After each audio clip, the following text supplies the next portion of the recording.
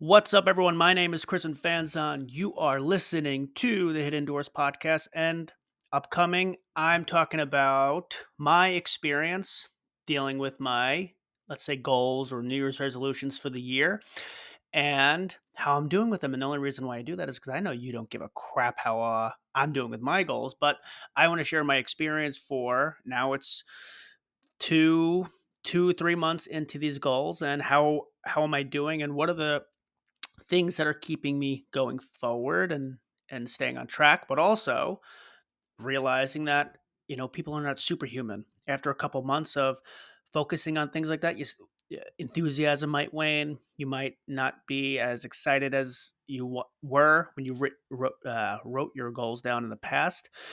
And I think we have to realize that we are not superhuman. And what are the things that help keep us on track? And so I'm going to give a just a review of how those things are going, because I see a lot of people post about what can you do about New Year's resolutions?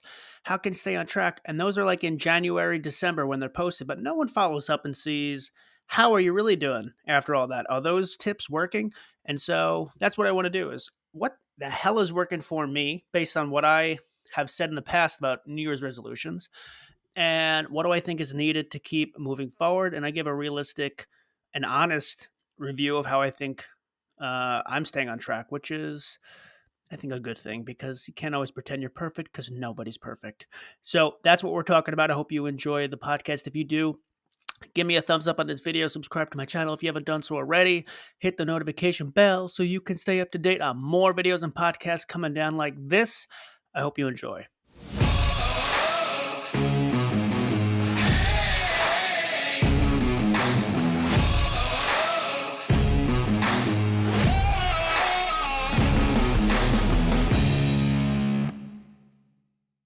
Okay, so we're talking about an update on how the hell I'm doing with my New Year's resolutions, what's working, what's what are the things that are helping me that I've talked about in the past. And again, I mentioned this in the intro, but I think it's important. I think it's important to hold people accountable, and I don't like a lack of authenticity. And what I mean by that is I can come on here and say, "Hey, in order to do your New Year's resolutions and keep on track, you need to do A, B, C, D, and that's how you become successful and you will be the best person ever."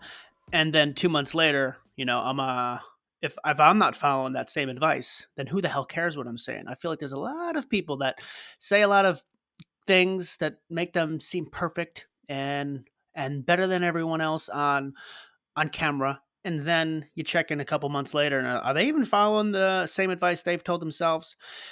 And so for me, I like authenticity. So I've talked about in the past, based on a book review and some of my experience, some of the things that are going to help stay on track with the New Year's resolutions, and just generally goal setting and habits that you do. And it's March, so I think it's a good time to say, how are you doing on those things? What are the things that actually have helped you? Because you talk a lot about it, but now you're in reality now. So let's see how things are going. And even just outside this podcast, I like to keep myself accountable. And so I want to talk about this because I think it's missed. I think in December and January, people, all you hear is New Year's resolution tips. Here you blah, blah, blah, blah, blah, blah. But March, where are those things? Are you doing it? What has actually helped? So that's what this is all about. I don't even know the percentage of people who stop doing New Year's resolutions or goals after they set them. It's like a high amount after, I think, the end of January. A very high percentage of people stop doing it. It could be like 70%. I don't know. I don't have the numbers in front of me, but um, it's a thing that if you get knocked off track, and this is what this podcast is all about. If you get knocked off track, how do you get back on track? And that is really just how do you stay with the same level of enthusiasm? How do you get back on track when you get knocked off? And especially for me, I've been dealing with this. I can see in some areas my enthusiasm has waned a bit when it comes to all the things that I'm going after, and that's just a natural part of life. That is completely natural. You have for me, what has I think knocked me off track a little bit is a few things. One is every once in a while you'll get sick and then you don't feel good for a couple of days. And then as soon as you like build a habit of like, I'm sick, so I need to rest for a couple of days, you don't want that habit to stick of resting because then you like fall into this weird period of your body gets used to just like, I don't know, I guess resting and like not going after goals. And I feel like if you slip too much into that and you don't realize it, you might permanently stay off track, and that's not the good thing. The thing is, don't permanently get off track. Get back right back on track. So, sick is one thing. If you have kids, I just have a 9-month old. Whoo, she can be a handful sometimes. Um, she's been up. I think she must have been a little sick over the past week, so she has been up all night some days, and it after you're up all night you can't even focus on anything else. So I usually have early morning routines. I haven't been able to really get those early morning routines done anymore for the past few days because she's my daughter's been up early in the morning, and that's just one thing. But kids can knock you off track really quick. If anyone has kids, you know what I'm talking about. And and every once in a while for me, do a little hang out with your friends, have a late night. And I get really bad hangovers. I don't drink a lot, but when I do drink, if I have a few too many, I tend to be like the next day I'm hungover, but then a few days after that, I'm just like not the same. I don't. It's not the same person as far as the energy, enthusiasm, and the mental clarity that I would have if I didn't do that. And those things tend to knock me the hell off track. And I've definitely noticed it over the past week or two that uh, I've been a bit off track on compared to what previous weeks or months I've been on. And so what has helped me a lot is because I think you need to hold, like I said, you need to hold yourself accountable, whether to you or your family or whoever the hell you want to hold. I just think in general, you should hold yourself accountable because that's how you get things done by holding yourself accountable. And the things that have helped me when am falling off track and I see the track and I'm like, okay, I need to get back there. The things are having clear markers and measurements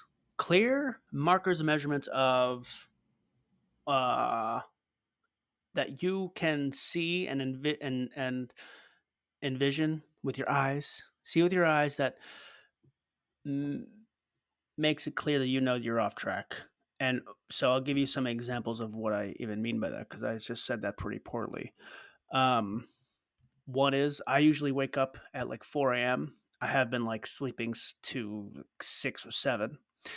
And so that's just a time marker for me. I know that I have not been on track for time. So it's very clear to see like that is not good. Especially so that I get a lot of things done in the morning. My morning routines. I do podcasts and words of the day early in the morning before my family wakes up. I can do the chores. Everything's done. I feel good. I feel proactive. Ba, ba, ba, ba, ba. I haven't been doing that, so I'm feeling less proactive during the day. But the clear marker is the time I wake up. I also track my exercise points every month, and I can see my average monthly score. I have a scoring system that works pretty well. I have a scoring system. I can see how I'm doing month over month, and it's obvious that my average daily points are going a little bit down compared to January and February. It's going down. March has really gone down. I got to pick it back up. That's something that I can see very clearly. Number of videos and podcasts I'm doing per week. Um, it's very clear that I'm falling behind on a number of recordings that I'm doing, and that's not a good thing if you want to keep up to date on a YouTube channel. You always need to be posting pretty aggressively. Daily habits get missed. Am I stretching every morning? This is the morning routines that I'm missing because I'm not waking up in the morning. And eating healthy. Am I eating healthy?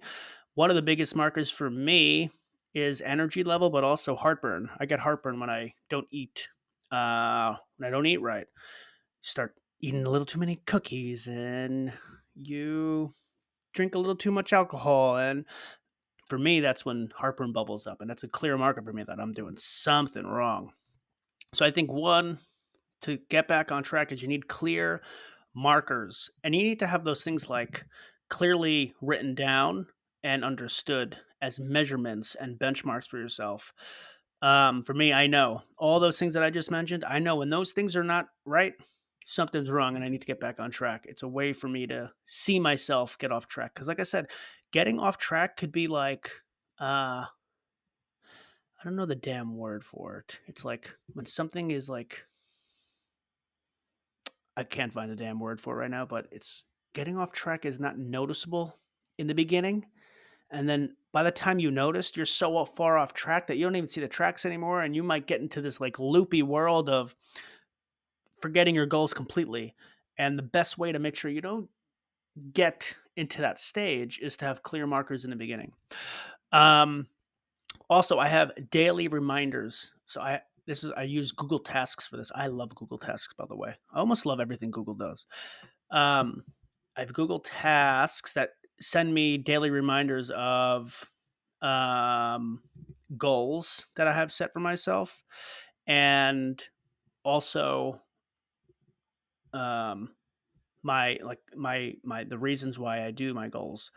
And so it's something that I get a reminder on my phone every morning, and I review of like what are the top three things that I am going after these next couple of years, and why. Why am I doing it? That's something that makes, even if I missed those markers that I mentioned in the beginning, I still have a notification that tells me, overall in 2 years, I need to get here. Here are the measured goals that I'm going after. Here's how I'm going to get those measured goals.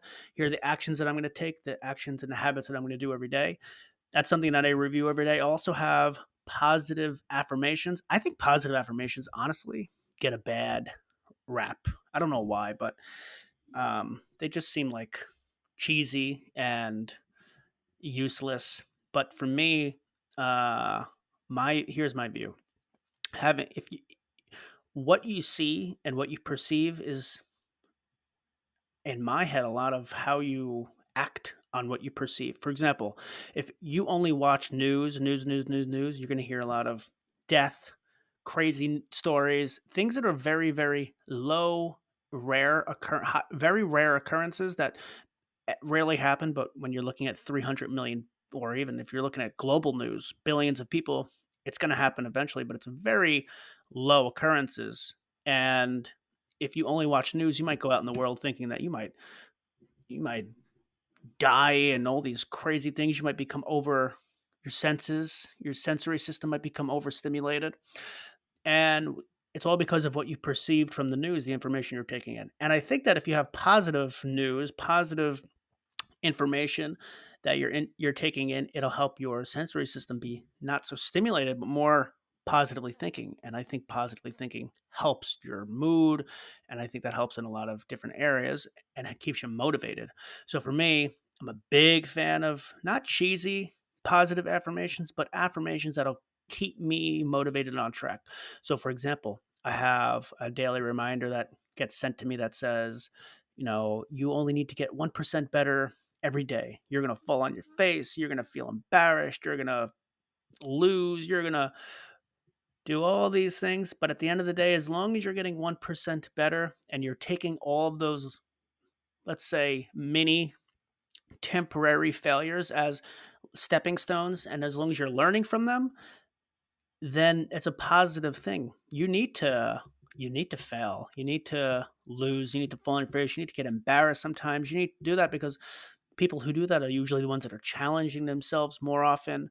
And if you can deal with that, and you know that I'm going to take those as stepping stones and get 1% better, then you're going to feel better when you feel more motivated, especially when you deal with some challenges in your life, which you will deal with challenges if you go after things and you set goals for yourself.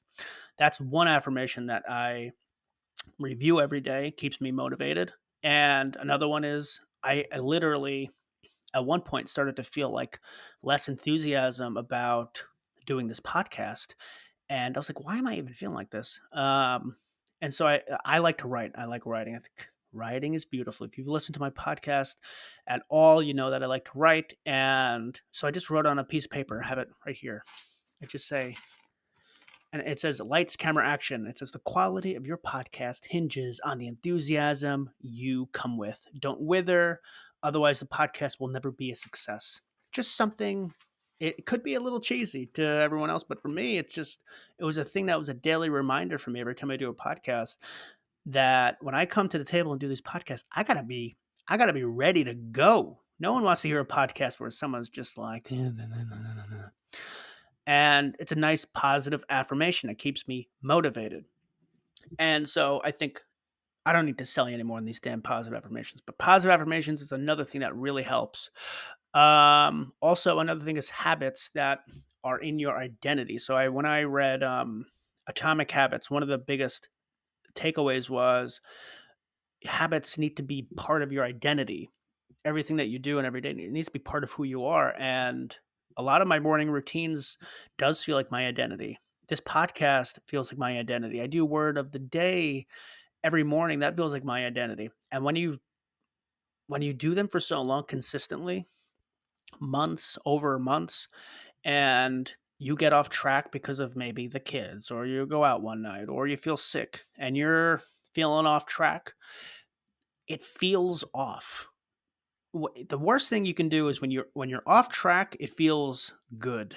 Then you might what's the reason for getting back on track? When you're off track and it feels off, like something is off, then that helps a little bit because it just doesn't feel like part of your identity, doesn't feel right. And so I think building habits that stick and you do them every day, don't try not to miss one day. And if you miss 2 days, really don't miss 2 days, and you do that consistently over time, it will feel weird in a couple months when you get knocked off track. And that is another thing that'll say, okay, that's something that's going to help gravitate you back to doing your habits and goals and staying focused. And then I think I think what you really need is to stay focused on your whys. That's why I mentioned when I review my goals, I have a goal tracking system where before I even write my goals down, I say, well, what do I at the core want to do? You know, goals are good, but like, why do you even want to go after them? They have to be for some reason. It has to be based on something deep inside of you. You don't want to just go after goals for no reason. Is it because you want financial independence? Is it because you want to be healthy and live longer to see your kids and grandkids grow up? Is it because you want to give your kid a better life? Do you want to have better family relationships? There has to be something at the core of it, and sticking to that and understanding that at the core, it's what, like, you don't just, I want to make more money and have a beautiful career. Well, why? Even if maybe it's just because you want to be able to have enough money for more vacations, or you want to pay for your kids' college, whatever the hell it is, know your whys and stick to them. That is your absolute rock. That's good. That's one of the things that's going to keep you really focused on things. And it's one of the things that always, it's like immovable for me. It's like your goals could always change, but your whys shouldn't. I want to be financially independent, and you might set a goal for, well, I want to build my own podcast. It could be something I want to get promoted in a couple years, and here's what I'm going to do. But those things, after a little while of working on them, they may or may not work. Who the hell knows? Then you might have to adjust your plan. You might have to adjust your timelines. You might have to adjust your actions. You might have to adjust your goals. But the whys really should never change. The goals might, the actions might, the timelines might, the whys wouldn't. So that's why I say it's your rock. It is your damn boulder. That is the freaking core there. So those are the things that I like to do that keeps me on track. Like I said, these are the things that kept me back on track. I want to say right now, I'm a little bit more focused than I was a week or two ago. Again, I just felt sick. I was a little hungover one day. My daughter just like couldn't sleep. I fell off track pretty badly. And my enthusiasm has definitely waned. And these are the things that got me back. It is clear markers and measurements, like I mentioned, having daily reminders so I can review my goals and my whys every day, having positive affirmations that keep me motivated, habits that are built into my identity that I do every day. So it feels off and weird when I am not doing them one day or one week. And then having my whys really at the core of why I do everything. To me, those are the things that keep me back on track. I would Again, this is I try not to focus this so much on me because I know you don't give a crap what the hell I'm doing. I only try to share my perspective so it could help someone else who's dealing with something similar. So I hope that you enjoyed the perspective I had. I love it when people give me comments and reviews on what they think. Maybe some of the things I said doesn't work for you, or you might have a different idea on some tips that work for people. I would love to hear that. And so give me that in the comment section. If you like what you heard, give me a thumbs up. Again, subscribe to my channel if you haven't subscribed already. Hit the notification bell so you can stay up to date on more videos and podcasts coming down like this. I hope that you enjoyed, and I hope you have a good rest of your day. I will see you next time. Take it easy.